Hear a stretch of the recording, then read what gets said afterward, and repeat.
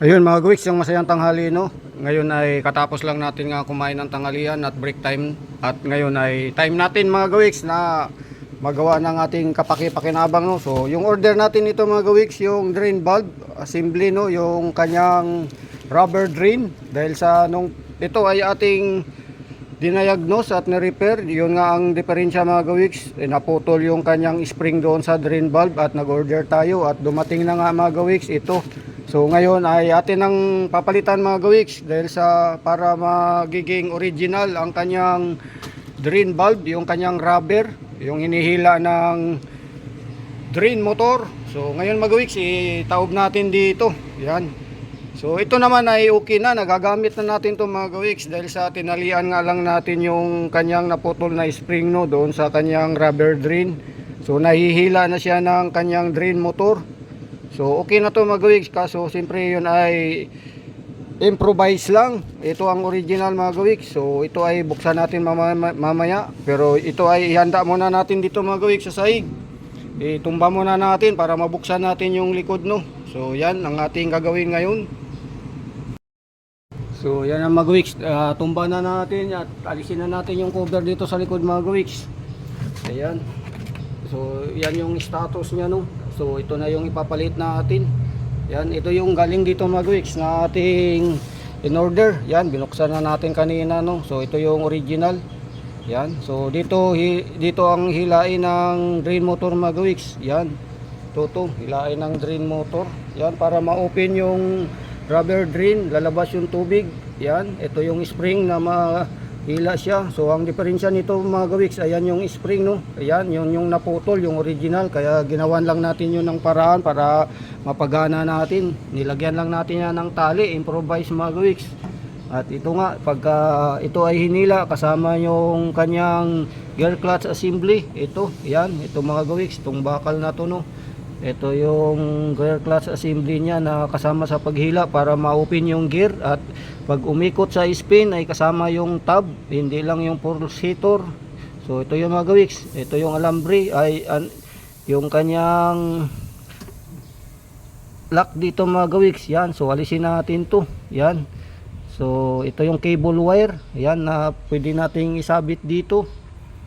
Yan, dito natin isabit mga gawiks dyan. So alisin natin yung luma dyan mga gawiks. So yan ay luwagan lang natin to. Itong kanyang yan, itong mga gawiks, alisin natin to. Yan, pagka nagbara naman, pag hindi lumabas yung tubig mga gawiks, pag ito ay hinila ng kanyang drain motor no, tapos di ring barado yan, kaya pwedeng buksan to mga gawiks. Ayan, buksan. Pag binuksan to, siyempre malinis, maalis mo yung bara dyan. Yan, pag hindi nag-drain yung tubig. So ito na nga yung gagawin natin, alisin natin tong luma. Yan, yung luma mga gawiks, alisin natin yan. Yan. So ngayon ang kasunod dyan mga gawiks ay alisin natin dito. Yan, alisin natin dyan. Ayan, alis na dito sa kanyang gear clutch assembly no. Yan. So yan ang mga gawiks, naalis na. Ayan, tapos sumunod ay alisin natin dito sa kanyang cable. Ayan mga gawiks, inalis natin sa cable no. So ayan yung cable mga gawiks, alisin natin. So ayan, cable nya no. Ay alis natin yung cable nya dito sa kanal. Ayan, ayan na. So natanggalin. So ang gagawin natin nito, siyempre yung cable nya ay lalagay natin dito mga gawiks. So yan mga gawiks, ikakabit ko lang doon sa cable no. Ayan yung cable nya. So yan yung cable mga gawiks.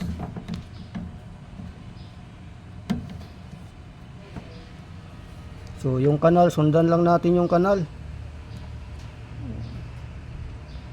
So ayan.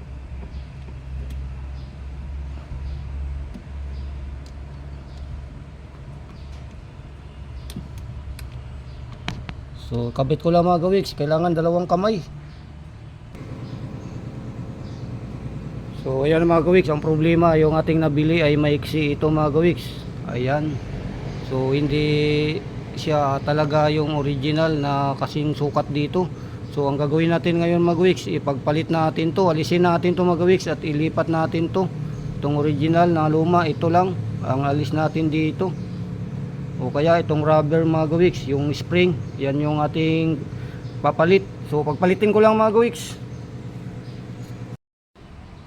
So ito na ngayon mga weeks, naikabit ko na yung spring no. So yung kanyang bago na in-order natin ay hindi kasing tulad nitong luma no. So ito na yung mga weeks no, ibabalik lang natin yung original. So itong binili natin, ang ginamit lang natin ay yung kanyang spring at saka yung rubber. So ito na ngayon mga weeks, ito na yung ating ibabalik doon sa unit. So ayan mga weeks no. Yan, ito na ngayon yung ibabalik natin sa unit mga weeks. Ito na yung original niya no. Yan. So bali spring lang yung ating kinuha dahil sa yun na nga putol. So ayan na mga weeks. So ibalik natin dito. Balik natin sa loob mga weeks diyan. At siyempre ganoon din ang proseso mga weeks. Ayan.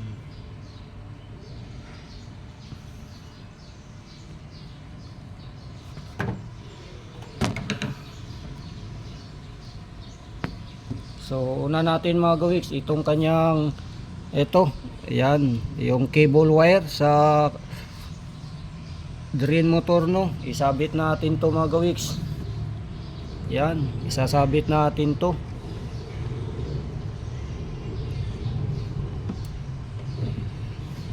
So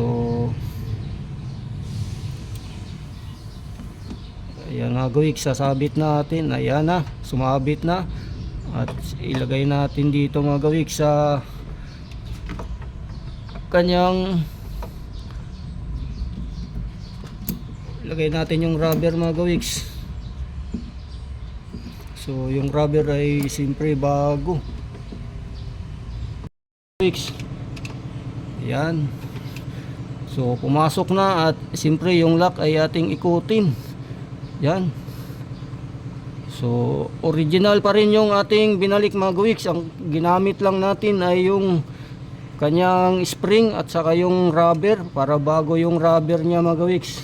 Kasi yung rubber minsan pag matagal na, luma na, malutong na, matigas na sa loob, maaring magkaroon ng leak yung tubig pag matigas na yung rubber, hindi na siya flexible. So yan mga weeks. Siyempre mamaya mga weeks ay testing natin to kung walang leak yung rubber, yung tubig. So itesting natin yan mamaya mga weeks. So ito na, buo na to mga weeks. Ayan na yung binalik natin no. So yung binili natin ay hindi natin na isalpak ng buo dahil sa hindi siya kamats. So ngayon ang ginawa natin, ayan, improve. So yan yung bago mga weeks, manipis lang. Ito medyo maluwag mga weeks, sinigpitan ko ng todo to, hindi masyadong maigpit. So yan mga weeks. Ito na yung pinagpalitan natin no. Yan. So ngayon ating obserbahan to mamaya mga weeks kung walang leak yan. Itayo na natin tong ating washing. Yan. So buo na. Ganyan lang magpalit ng kanyang drain bulb. So yan. So subukan natin ngayon mga weeks. I-spin dry natin ang kanyang mode para makita natin kung mahila ito. Yan. Makita natin yan. So itayo lang natin mga weeks, tapos tignan natin kung hilain ng drain motor ito. So yan na mga weeks no. Sinaksak na natin mga weeks sa extension at pwede na nating i-power on. Ayan, para ma-testing natin kung mahila yun ng drain motor, yung bagong nilagay natin na spring ng kanyang drain bulb. So ang program niya ay sa spin lang tayo mga weeks. Yan, dito, yan, spin. Yan, kahit 1 minuto lang mga weeks. So ngayon ito yung start. I-start natin yan mga weeks, pindutin natin, pero silipin natin yung drain motor ha. So start natin mga weeks. So yan, pindot sa start. So yan na mga weeks. Ayun na, hinila na mga weeks. Ayan, hinila na. At siyempre kasama na yung paghila, yung bakal niya mga gawiks sa gitna, no, yung kanyang gear clutch assembly para mag-open at mag-spin dry. So ayan. Ayan na mga gawiks, nahila siya. So ngayon mag-spin yan mamaya mga gawiks. Antayin natin. Yan, dahil open na yung gear clutch assembly niya, nahila na yung kanyang gear. So, spin niya ng 1 minuto, antayin natin. Ayan na mga gawiks. So, ayan yung tab. Ayan, gumalaw yung tab pag start. Ayan.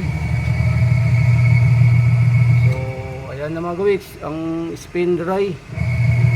At gumana na at tayo ay, ayan, mamaya, subukan natin i-testing na may tubig mamaya mga gawiks. Kung may leak yung kanyang rubber dyan ay kinabit natin, no. Kailangan natin ma-check yan kung walang tulo.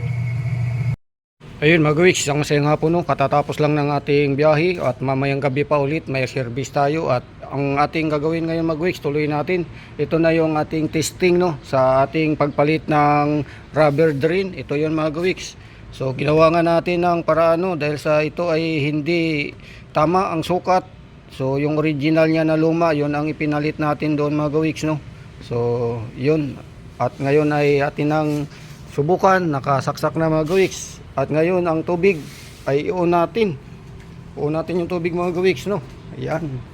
Dito tayo nagkuha ng tubig. Ayun. So ngayon i-start na natin para matestingan natin mga gawiks kung yung ating ginawa ay wala siyang tagas, walang leak. So i-on natin ang power dahil nauna yung tubig. Tapos sit lang natin sa quick mga gawiks. Quick. So ayan. So start natin. So subukan lang natin tong start. Ayan. Magbabalance pa yan mga gawiks. Ayan, umiikot, magbabalance. Papasok yung tubig mamaya. At mamaya mga gawiks ay ating check yung sa ilalim. Kung wala na siyang, kung good na yon, wala siyang tagas, no. So yan, antayin natin mga gawiks mamaya kung magwas siya, para masilip natin doon sa baba kung wala na siyang tulo talaga. At yan ay atin ang antayin.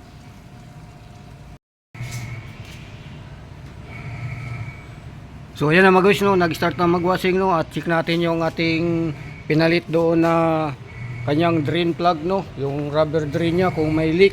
So ayan mga guys.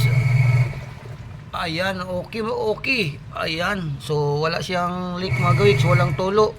So good. So hanggang dito na lang mga gawiks dahil alam natin na yan ay good na, no. So hindi na tayo mahiyang magbenta nito dahil yung ating pinalit na parts ay talagang original na tamang parts dyan. Wala nang tali-tali, no. So yan na mga gawiks. Bye bye yahoo. At tayo ay mayroon na namang pangbenta na washing machine. Ayan ay atin namang ialok sa mga gustong bibili mga gawiks. Ayan. So